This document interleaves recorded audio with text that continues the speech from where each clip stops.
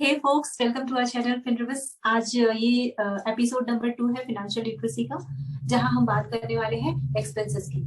Okay, shall we start? Okay, सो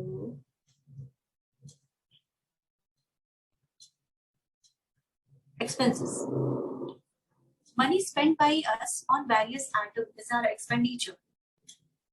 हमने जो पैसे खर्च किए हैं अलग अलग आइटम्स पे, वो हमारे क्या होते हैं? वो हमारे एक्सपेंडिचर होते हैं। अब वो एक्सपेंडिचर दो तरह के होते हैं। एक एक्सपेंडिचर वो होता है जो हम हमारे इसेंशियल आइटम्स पे स्पेंड करते हैं, और एक एक्सपेंडिचर वो होता है जो हम नॉन इसेंशियल आइटम्स पे स्पेंड करते हैं। ठीक है। अब इसेंशियल एक्सपेंसेस मतलब जैसे food, clothing, shelter, education, repayment of loan, sickness, ये हमारे क्या हो गए? इसेंशियल आइटम्स होते हैं। हमें रोटी कपड़ा मकान, इन शॉर्ट तो सब जाते हैं। इसके अलावा एजुकेशन हो गया, रीपेमेंट ऑफ लोन हो गया, हमारे ऊपर डेप्ट है, हमें उसका ईएमआई पे करना है, तो वो भी हमारे लिए इसेंशियल हो गया। देन हम बीमार पड़ गए तो उसके लिए भी हमारी कंटिजेंसी फंड हमारे पास होनी चाहिए, उसका भी एक्सपेंडिचर है, तो वो हमारा इसेंशियल आइटम्स पे एक्सपेंडिचर पे हो गया। ठीक है। Then non essential expenses. Non essential expenses क्या है? जैसे कि हमने क्या किया, हमने गैम्बलिंग कर ली, हमने क्या किया, हमें अल्कोहल की आदत है तो हमने ड्रिंक ले ली, उस पर एक्सपेंस कर लिया। जरूरी नहीं है वो, लेकिन फिर भी हमने कर लिया। एक्सेसिव एक्सपेंसेस ऑन मैरिजेस, जो कि बहुत लोगों के लिए बहुत नॉन इसेंशियल है, बट बहुत लोग इसे इसेंशियल के रूप में भी देखते हैं। ओके। देन किसी फेस्टिवल पे हमने ढेर सारा खर्चा कर लिया विदाउट बजटिंग, तो वो क्या सब क्या है? हमारा नॉन इसेंशियल एक्सपेंसेस है, जो हम करते रहते हैं। अक्सर हम करते रहते हैं एक्सपेंसेस, हमारा बजट बिगड़ता रहता है, फिर भी हम नहीं सीखते हैं और हम करते रहते हैं। ठीक है। फिर आता है expenses made to earn money. कितने टाइप्स के एक्सपेंसेस होते हैं? अच्छा, अगर वो सारे एक्सपेंसेस भी होते हैं जब हम कोई इनकम जनरेट करना चाहते हैं, तो हमें भी कुछ एक्सपेंडिचर करने होते हैं। जैसे कोई भी इनकम जनरेट करने के लिए हमें कुछ स्किल हाथ में होनी चाहिए, या फिर कोई प्रोडक्ट हाथ में होना चाहिए। हम किसी को कुछ देंगे तभी तो कुछ आएगा। तो उस सेंस में हमें इनकम जनरेट करने के लिए भी हमें कुछ एक्सपेंडिचर करने होते हैं। अब वो एक्सपेंडिचर कितने टाइप्स के होते हैं? वो एक्सपेंडिचर होती है 3 टाइप्स की: capital expenditure, revenue expenditure and deferred revenue expenditure. क्या है ये? देख लेते हैं। कैपिटल एक्सपेंडिचर वो एक्सपेंडिचर होता है जो रेकरिंग इन नेचर नहीं होता है, बार बार नहीं अकर होता है। वो हम, या फिर जैसे कि हमें कोई इनकम जनरेट करने के लिए हमें एक मशीन इंस्टॉल करनी है, या फिर अपना कैपेसिटी यूटिलाइजेशन कुछ बढ़ाना है, कुछ ऐसे एक्सपेंडिचर करने हैं जिससे हमें हमारी एफिशिएंसी बढ़ जाए। जिससे हमारी एफिशिएंसी बढ़ेगी तो हमें इनकम ज्यादा आएगी।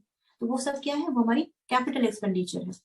देन आता है रेवेन्यू एक्सपेंडिचर, जो बार बार आते रहते हैं, हर 2 महीने में 3 महीने में आते रहते हैं, आते रहते हैं। जैसे हो गया, ऐसे हमने किसी फैक्ट्री में मशीन इंस्टॉल कर ली है, उसका क्या है? रेंट जा रहा है, हर महीने आएगा। प्रिंटिंग एंड स्टेशनरी है, हम ऑफिस में बहुत सारी चीजें, हम सैलरी दे रहे हैं किसी को, हर महीने दे रहे हैं, वो सब क्या है? हमारा रेवेन्यू एक्सपेंडिचर है। देन आता है deferred revenue expenditure. Deferred revenue expenditure क्या है? ऐसे सारे एक्सपेंडिचर जो कैपिटल के नेचर के भी हैं और रेवेन्यू नेचर के भी हैं। जैसे जैसे एडवर्टाइजिंग, आपने अपना कंपनी तो सेटअप कर लिया, आपने अपना बिजनेस तो बना लिया, लेकिन प्रमोशन कौन करेगा? एडवर्टाइजिंग कौन करेगा? सारी दुनिया को कौन बताएगा कि आपके पास ऐसा फॉर्मूला है, आपके पास ऐसा बिजनेस है? तो उसके लिए जो एक्सपेंडिचर होता है, हम एडवर्टाइजिंग आज करेंगे, लेकिन उसका इफेक्ट 6 महीने बाद, 1 साल बाद, 2 साल बाद तक भी रहता है एडवर्टाइजिंग का। ओके, तो इसीलिए वो कैपिटल भी होती है, रेवेन्यू होती है, इसलिए उसका नाम दिया है डिफर्ड रेवेन्यू एक्सपेंडिचर। ठीक है। अब ये सारे एक्सपेंडिचर जो है वो हम कैपिटल एक्सपेंडिचर नहीं कट कर सकते हैं। क्यों? क्योंकि उससे हमारी एफिशिएंसी बढ़ रही है। हम वो अगर कट कर देंगे, हमारी इनकम कहाँ से बढ़ेगी? इनकम नहीं बढ़ेगी तो एक्सपेंडिचर का तो सवाल ही नहीं होता। ठीक है। तो ये सारी जो कैपिटल एक्सपेंडिचर, उसे हम नहीं कट कर सकते हैं। हम कट कहाँ कर सकते हैं? हम रेवेन्यू एक्सपेंडिचर में थोड़ा बहुत कट कर सकते हैं, लेकिन क्या कोई एम्प्लॉय ये कहेगा कि नहीं, मुझे आज की सैलरी नहीं चाहिए? वो तो देना ही देना है। तो वो होता है रेवेन्यू एक्सपेंडिचर। इस तरह के 3 एक्सपेंडिचर जो कि इनकम टैक्स लॉ में भी गवर्न करता है, ये 3 एक्सपेंडिचर डिवाइड की हुई है। इसकी टैक्स ट्रीटमेंट हम यहाँ पे नहीं पढ़ने वाले हैं, हम सिर्फ यहाँ पे एक्सपेंसेस की बात करने वाले हैं। हम एक जनरल व्यू ले रहे हैं रिगार्डिंग एक्सपेंसेस। ठीक है ना। The next one is relationship. अब यहाँ हम रिलेशनशिप क्यों पढ़ रहे हैं? रिलेशनशिप बहुत ज्यादा जरूरी है। ऐसा होता है कि हमारे पास इनकम तो है, लेकिन हमारे पास एक्सपेंसेस भी है। मतलब हमें ये रिलेशन डेवलप करना होगा कि हमारा जो इनकम और एक्सपेंसेस का रिलेशनशिप है वो डायरेक्ट ना हो। डायरेक्ट इन द सेंस, जैसे जैसे इनकम बढ़ रही है वैसे वैसे हमारे एक्सपेंडिचर भी बढ़ रही है। तो इनकम जनरेट करने का क्या फायदा? आई मीन इनकम तो आ ही रही है, हमारी एफिशिएंसी बढ़ रही है, हम बहुत अच्छे से अपना बिजनेस मैनेज कर रहे हैं, लेकिन क्या कर रहे हैं हम एक्सपेंस भी कर रहे हैं। तो बहुत ज्यादा जरूरी है कि हम मॉनिटर करें, हम एनालाइज करें कि हमारा इनकम और एक्सपेंस का रेशियो कहीं डायरेक्ट तो नहीं है, जैसे जैसे इनकम बढ़ रही है उसी स्पीड में एक्सपेंडिचर तो नहीं बढ़ रही है। ओके, तो वो ऐसा नहीं होना चाहिए। अगर इनकम ग्रेटर देन एक्सपेंडिचर है, अगर आपका इनकम ज्यादा है एक्सपेंडिचर से, तो एक बहुत अच्छी सिचुएशन है, आप टैकल कर ले जाएंगे, इनफैक्ट आपकी ग्रोथ होगी। लेकिन अगर इनकम एक्सपेंडिचर के बराबर है, एट पार है, आपकी इनकम भी इतनी है, आपकी एक्सपेंडिचर भी इतनी है, तो वो अलर्ट वाली सिचुएशन है। उस वक्त आपको अपना बजट देखना होगा, आपको अपनी लाइफ की इकोनॉमिक्स को समझना होगा कि मैं कहाँ पीछे रह रहा हूँ, कहाँ कौन सी गलती हो रही है मुझसे, किस सेक्टर, किस चीज पे हम ज्यादा खर्चा कर रहे हैं जो कि कट की जा सकती है। ठीक है, then income is less than expenditure. अगर आपकी इनकम एक्सपेंडिचर से कम है, फिर तो वो वर्स्ट सिचुएशन है, उसका फिर उसके पीछे फिर बहुत इश्यू है। वो उसके पहले जब इनकम और एक्सपेंडिचर पार पे है तभी आपको अलर्ट हो जाना चाहिए। Okay, now the question is how to manage expenses. अब हम एक्सपेंसेस मैनेज कैसे कर सकते हैं? तो एक्सपेंसेस, जैसे I am also a learner, जो मैं अपनी लाइफ के इकोनॉमिक्स में अडॉप्ट करती हूँ वो मैंने आपके साथ शेयर किए हैं। जैसे जैसे और भी मुझे बहुत कुछ सीखने को समझने को मिलेगा, वैसे मैं आपके साथ वो भी शेयर करूंगी। पहला है try to generate multiple source of income. मतलब अगर एक्सपेंडिचर को रिड्यूस करना है, वो हमने फ्रेज बहुत हमेशा से सुनते आ रहे हैं ना कि कभी किसी लाइन को अगर छोटी करनी हो तो उसके सामने बहुत बड़ी लाइन खींच दो और वो पहली लाइन अपने आप छोटी हो जाएगी। सेम लॉजिक यहाँ भी अडॉप्ट होता है। अगर आपको एक्सपेंसेस रिड्यूस करने हैं तो try to generate multiple source of income. Income ही जनरेट ज्यादा कर लीजिए तो एक्सपेंसेस अपने आप छोटा हो जाएगा। It's as simple as that. Okay, try to generate multiple source of income. Then next one is try to understand essential and non-essential expenditure as per your rational choice. अच्छा, कभी कभी क्या होता है कि हमने हमने अपनी कैटेगरी भी तो डिवाइड कर दिया कि रोटी कपड़ा मकान, एजुकेशन, रिपेमेंट ऑफ लोन और सिकनेस, ये सारे एसेंशियल आइटम्स हैं। देन नॉन एसेंशियल में भी कुछ कैटेगरी कर दी। लेकिन कभी कभी क्या होता है कि नॉन एसेंशियल आइटम्स भी कभी कभी किसी के लिए एसेंशियल आइटम्स का काम करते हैं। जैसे जैसे कि आप ऑफिस में बहुत स्ट्रेस में काम कर रहे थे, ओवर टाइम आपने कर ली, अब उसके बाद या फिर आपका क्रिटिकल रिव्यू हुआ, आपका परफॉर्मेंस अच्छा नहीं गया, आप घर आए, अब आप उसी उसी स्टैमिना, उसी इंथ्यूजियाज्म के साथ नेक्स्ट डे काम नहीं कर सकते हो। आपको क्या चाहिए? आपको बूस्ट चाहिए, आपको एनर्जी चाहिए। उसके लिए क्या कभी कभी नॉन इसेंशियल आइटम्स के भी एक्सपेंडिचर हमें करनी पड़ती है, ओके, स्ट्रेस से निकलने के लिए। ठीक है, तो आप जो भी आइटम इसेंशियल में रख रहे हो, जो भी नॉन इसेंशियल आइटम्स में रख रहे हो, उसको प्रॉपरली एनालाइज करके, उसको अपने लाइफ की इकोनॉमिक्स के हिसाब से उसको रखिए कि ये आपके लिए इसेंशियल है, वो आपके लिए नॉन इसेंशियल है।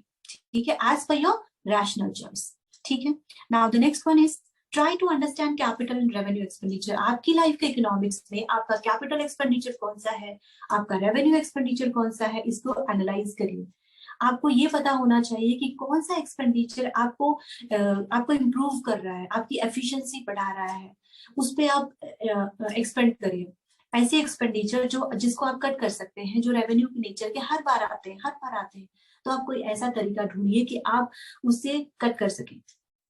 तो ये एनालाइज करिए कैपिटल और रेवेन्यू आपकी अपनी लाइफ के इकोनॉमिक्स में क्या चल रहा है। ठीक है, देन अपग्रेड योर सब्सक्रिप्शन।